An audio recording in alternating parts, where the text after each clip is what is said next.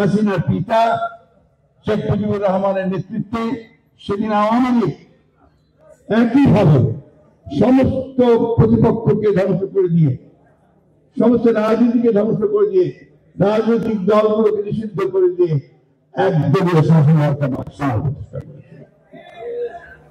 এটা শহীদ প্রেসিডেন্ট জিয়া রহমান সাহেব আমাদের যুদ্ধ শুরু করে দিয়েছিলেন, সেই যুদ্ধে আমরা বিজয় লাভ করেছিলাম।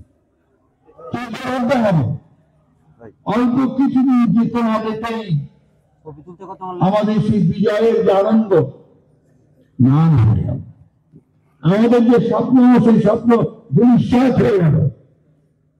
আমরা দেখলাম আমাদের চোখের সামনে আমাদের যে সমস্ত মানুষের লড়াই করেছে, যুদ্ধ করেছে, তাদেরকে কিভাবে নির্মম ভাবে অত্যাচার নির্যাতন করা সম্ভব। আমরা দেখলাম যে মানুষগুলো বুকে রক্ত দিয়েছে।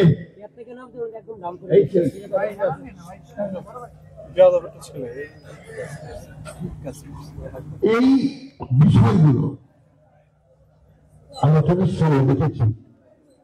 যুদ্ধ করেছে তাদের পরিবার পরিবারকে, তার ভাই বোনদের ছেলেমেয়েকে কিভাবে সেই আওয়ামী লীগ যারা সেদিন ক্ষমতায় বসেছিল স্বাধীনতার পরে পরে, তারা সেই কিভাবে তারা সমস্ত সবকিছু ভেঙে চুরমার করে দিয়েছে।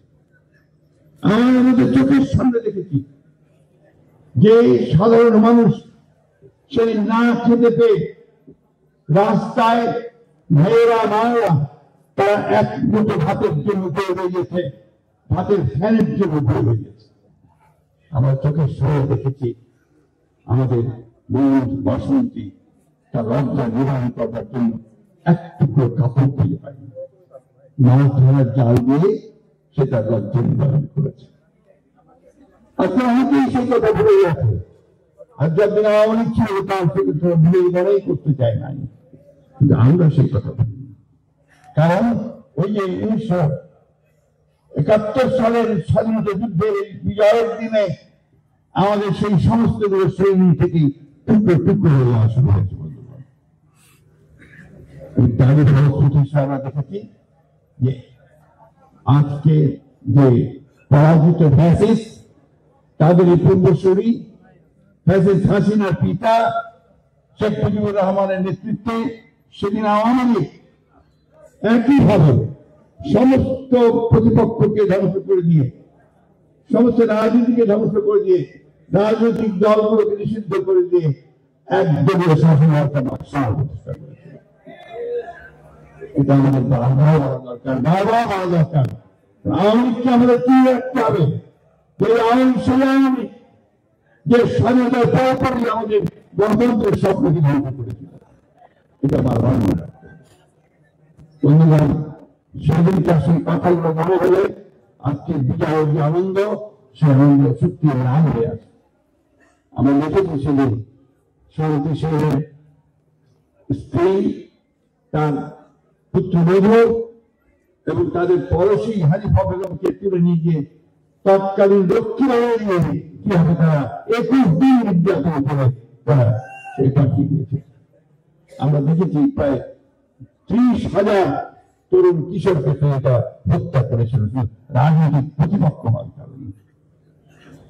যাই হোক, মানুষের আকাঙ্ক্ষা, মানুষের ইচ্ছা, আমরা শিশুর মধ্যে সেখান থেকে আমরা মুক্তি পেয়েছিলাম এবং সেগুলো কিন্তু সামনে এসে সেই 7ই নভেম্বরের সিপাহী জনতার বিপ্লবের মধ্যে দিয়ে যে নেতা আবার আমাদের সামনে এসে দাঁড়িয়েছিলেন, আমাদের পথ দেখিয়েছিলেন, তিনি হচ্ছেন আমাদের শহীদ প্রেসিডেন্ট জিয়াউর রহমান। সেগুলো তিনি সেই পতাকা সামনে তুলে নিয়ে এসেছিলেন, সেই স্বাধীনতার পতাকা। তিনি আজকে সংস্কার কথা বলছে, সংস্কার আমরাও দিয়েছি, আমরা চাচ্ছি, সবাই চায়, কিন্তু প্রথম সংস্কার শুরু করেন সেই প্রেসিডেন্ট জিয়াউর রহমান।